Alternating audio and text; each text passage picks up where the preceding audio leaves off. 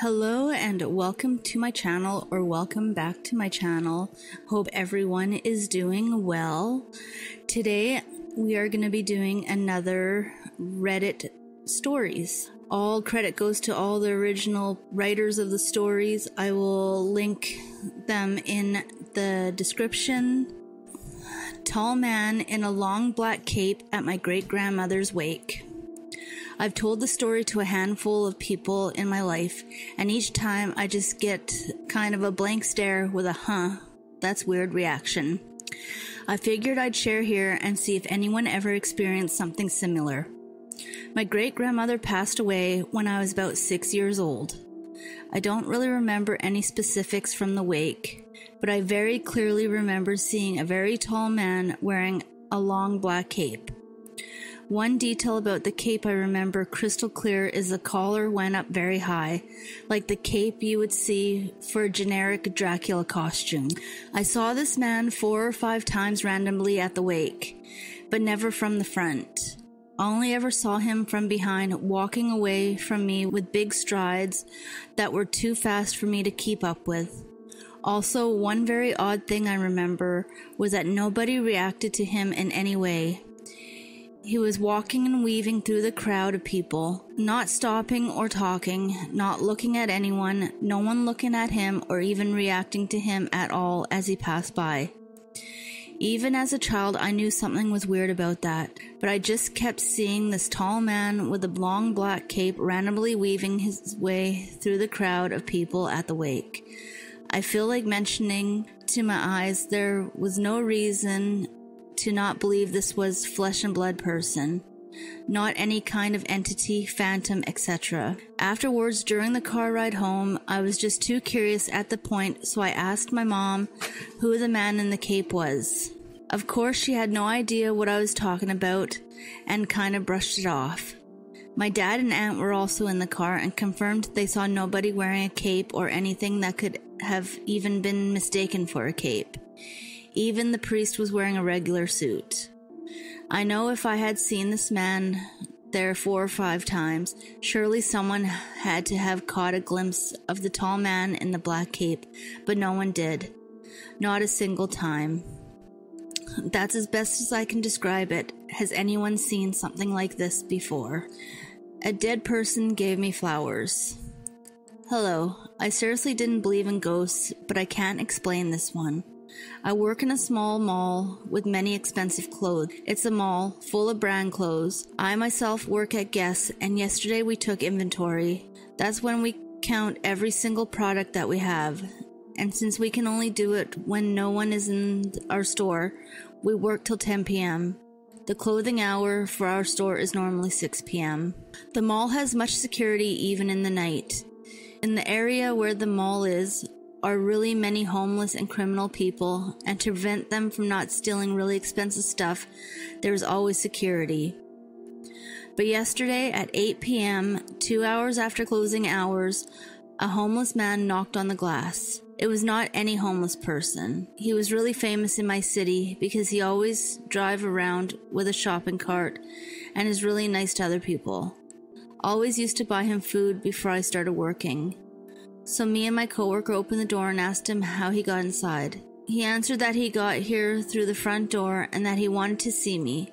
He gave both of us flowers and went away. I just realized that we were acting really normal. He is always a little drunk. I just realized that he was acting really normal. He was always a little drunk, but not yesterday. It was really cute, and I thought since the security must know him too, they just let him in. And I didn't really thought about it anymore. When we left, I asked why the security let him inside, and they told me that there was no one. You have to know that you always can't really hide in there, especially not with a shopping cart. Everything is really small and all the different shops have alarms. So I was freaking out.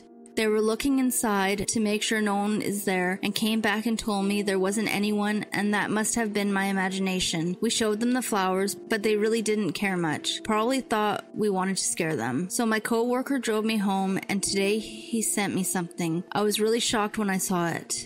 He sent me a photo from our city news, and yesterday at 3 p.m., A bunch of people beat him to death. They are searching for the people and for people who saw it. It's really messed up since it was in the city, and I'm sure there were many people who could have helped or called the police. And I gave him food 1 hour before he died. This is really creepy and sad. He was such a nice man with a story. A family, and even kids. He has a sad story. His only reason he landed on the street was his kindness. A scam, and someday he couldn't pay the bills and his wife left him. And now the reason of his death was other people as well. I am shocked at this experience. I don't want him to be dead. And I also don't fully believe myself. I really don't believe in ghosts. If I wouldn't have the flower and my co-worker, I would probably go to therapy because I was seeing weird things, but it was real. This is something that I will never forget. I'm really sad and scared at the same time. But one thing is for sure, if ghosts really exist, there are also some really nice ones.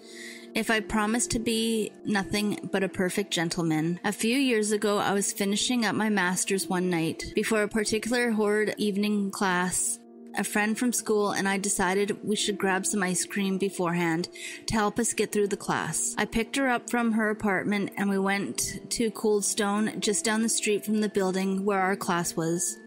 It was busy, albeit small strips of shops.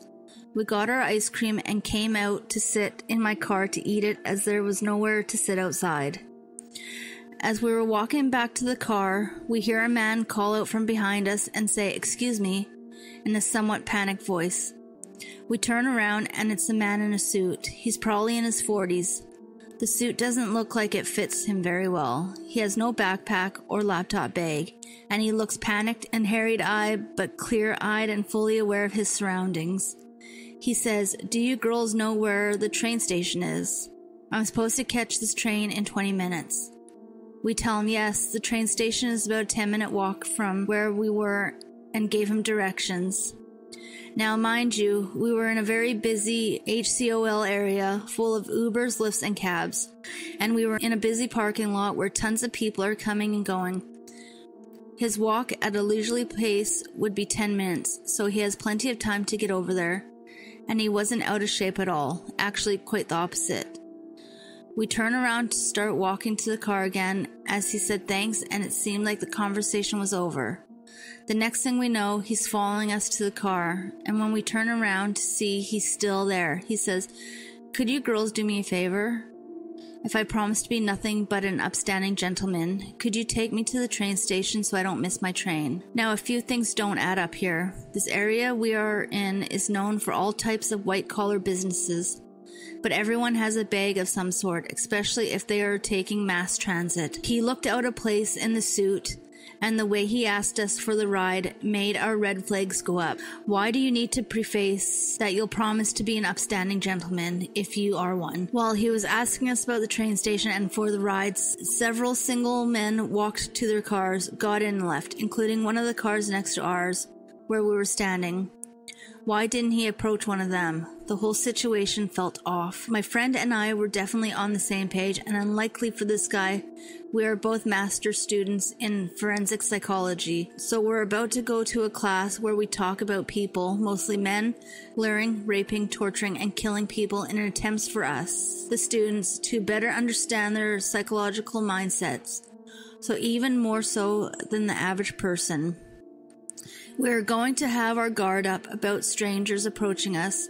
We surprisingly told him that sorry we couldn't help, we had to get to class, and that he could grab an Uber, Lyft, cab quickly or walk, and we hoped he'd make it. Instead of just saying thanks and walking off, he hung his head very dramatically in defeat and said, "I should have known. If you were my daughters, I wouldn't have wanted to give me a ride," and walked off in the opposite direction of where he told him the train was. I often think about this whole scenario. Maybe he was just late and panicked, asked the first people he saw, got nervous about asking us, and therefore asked poorly.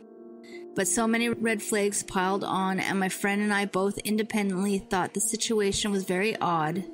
When we talked about it afterwards, he was up to some shady behavior. The audacity to try for two women at once in a busy parking lot in broad daylight was disturbing, to say the least. I saw something, and I'm not sure if it was a hallucination or I was just so tired. This is a story I faintly remember from when I was about 3. So to start off, I was minding my own business in bed, watching TV. Then I suddenly hear a thud coming from downstairs. My stepdad slept downstairs. I slowly get up from my bed carrying a stuffed animal that made me feel safe. I crept out of my room and looked down the stairs. It was something I swore I've seen in a dream before. It was a monster about 6 foot and it had no head. It had 4 buttons on its chest, green, blue, red, and yellow. It had these black claw hands and had no feet, just big stumpy legs. It was terrifying to me. I rushed into my mom's bed and told her the story. She obviously didn't believe me and told me it was probably just a dream. But as I was walking down the hallway back to my bed, it wasn't there. It had vanished. I still remember exactly what it looked like. It was probably just a dream. The rogue Easter bunny. Okay, so there's this memory I have as a child. I was probably like 7 or 8. I don't really remember.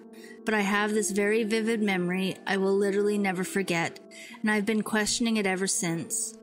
So I was at my dad's apartment one night. It was probably like mid-December and I woke up at like 3 a.m. because I had to use the bathroom and I went to get a glass of water. I went back to my room and I felt fine, but I had this very strong urge to look out my window, so I did.